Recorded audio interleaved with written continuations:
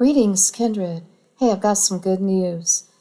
I've just about wrapped up a project I've been working on, so I have more time now to devote to these audio studies. Good news, eh? Well, I hope you're having a blessed day, and let's get started. Today we're going to begin with Ezekiel chapter 20, and this will take us about 3 sessions to get through. In case you haven't noticed yet, I always begin each chapter with a little music by Beethoven. It always gives me the chills every time I hear it.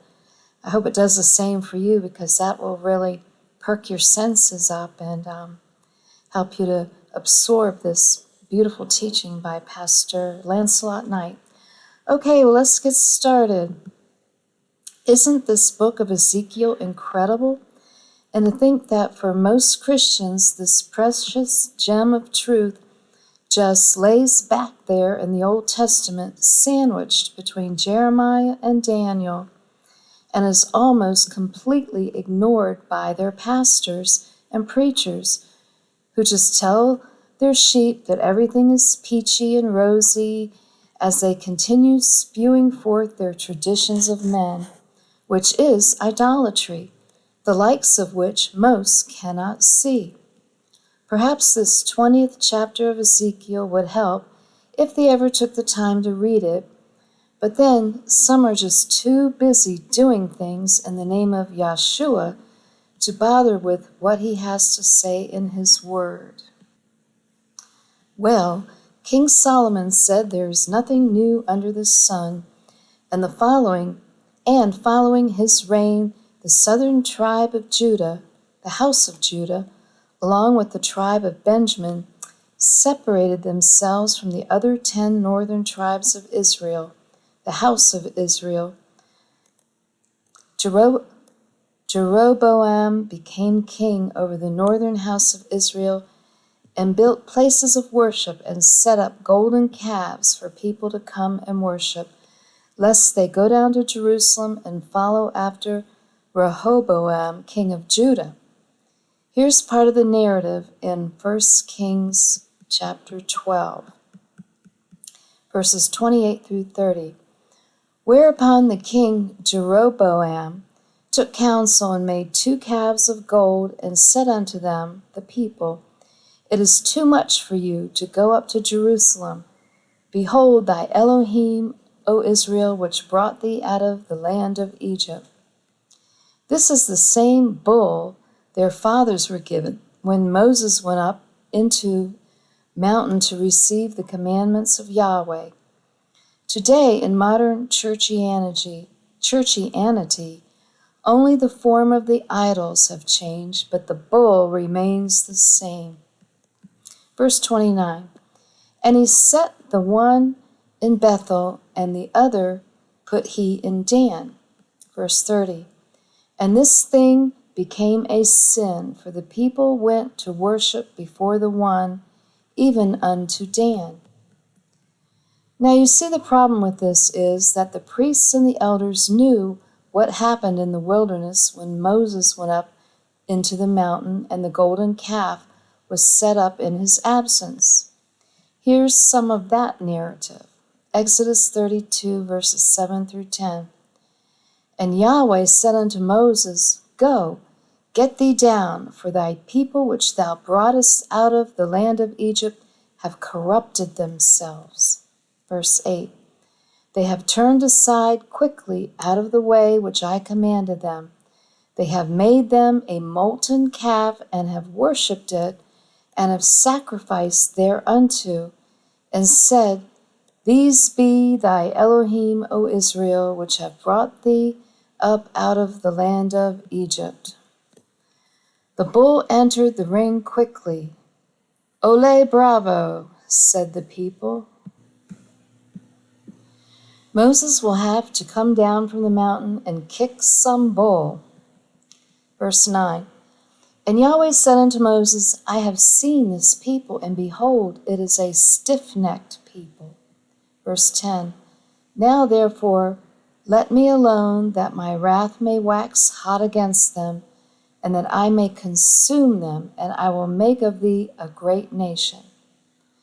This made our father very angry back when Aaron and the people set up the golden calf. Do you think it made him less angry when Jeroboam did it and set up the molten calves upon the hills of Samaria? How do you think he feels about the traditions of men today, which are molten golden calves, bull, which the preachers and ministers have set up in substitution for going to his word? This is the great lesson of this 20th chapter of Ezekiel. Let's begin. Ezekiel 20, verse 1. And it came to pass in the 7th year, in the 5th month, the 10th day of the month, that certain of the elders of Israel came to inquire of Yahweh and sat before me. So here come the certain of the elders down from the idolatrous hills of Samaria, smelling like you know what from the bull pastures, to find out about what's transpiring and what is going to happen to the nation concerning the captivity and the restoration, i.e., they seek to inquire about prophecy. Are they interested in learning how to better serve Yahweh and follow after his commandments? No way, pal. They just want something for themselves. I'd say they have a lot of nerve, wouldn't you? Verse 2. Then came the word of Yahweh unto me, saying, verse 3, Son of man, speak unto the elders of Israel, and say unto them, Thus saith Yahweh Elohim, Are ye come to inquire of me? As I live, saith Yahweh Elohim, I will not be inquired of by you. They won't follow him or do a thing he says, nor turn from their idolatrous ways, and yet they come to him and want him to be good to them and give them of his precious gems. I don't think so. Verse 4. Wilt thou judge them, Son of man? Wilt thou judge them? Cause them to know the abominations of their fathers. Ezekiel, you handle these filthy, stinky, idolatrous dudes, because quite frankly, I'd just as soon zap them. You give them a cleansing Bible lesson and repeat what happened in the wilderness when I led their fathers out of Egypt with a mighty hand and performed all kinds of miracles and fed them and provided for them. And what did I get in return? Gratitude and love and respect? No, they set up idols and turned from me to worship after them. So you tell them about their bull sins. And maybe, just maybe, they will see how the children continue in the bull sins of their fathers, and yet they even blame their fathers by using that sour grape proverb. Remember that big lie? Maybe even the generation alive in the year 2000 will get the point concerning their idolatrous churchianity. And I might just add here the nation or the people from the generation of 2023. Let's hope anyway and pray. Ezekiel 20, verse 5. And say unto them, Thus saith Yahweh Elohim, In the day when I chose Israel and lifted up mine hand unto the seed of the house of Jacob, and made myself known unto them in the land of Egypt, when I lifted up my hand unto them, saying, I am Yahweh your Elohim. Okay, I want to stop here for a minute and just point out that you notice how Yahweh instructs Ezekiel to speak unto the seed of the house of Jacob. He didn't say everybody. He spoke specifically to this sect of people, this tribe, or tribes of Jacob. Okay, let's continue. Elohim delivered the whole house of Jacob, all 12 tribes of Israel, out of the land of Egypt. Verse 6. In the day that I lifted up mine hand unto them, to bring them forth of the land of Egypt into the land that I had espied for them, flowing with milk and honey, which is the glory of all lands.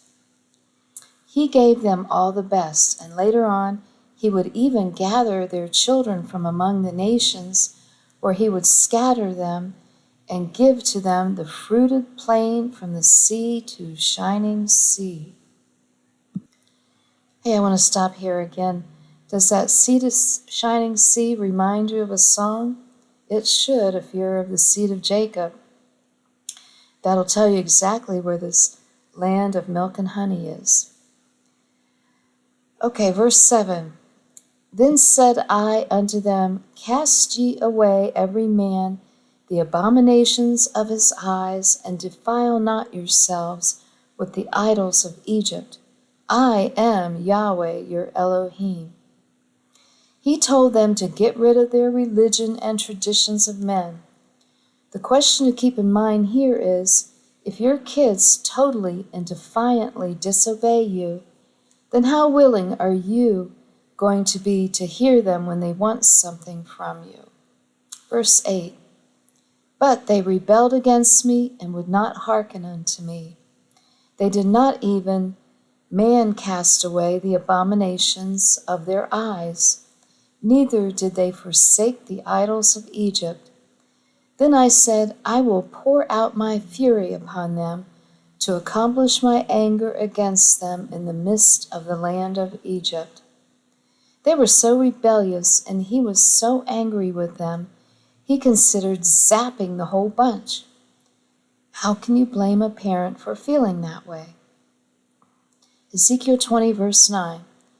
But I wrought for my name's sake, that it should not be polluted before the heathen among whom they were, in whose sight I made myself known unto them, in bringing them forth out of the land of Egypt. Verse 10, Wherefore I caused them to go forth out of the land of Egypt, and brought them into the wilderness. He chose not to destroy them, lest the other nations would say that he brought them out of Egypt just to slay them, which the children of Israel will end up accusing him of themselves. So, what have we learned so far? Don't listen to the traditional bull of men. Pick up the sword of Yahweh and be a bullfighter, because there is no holy cow.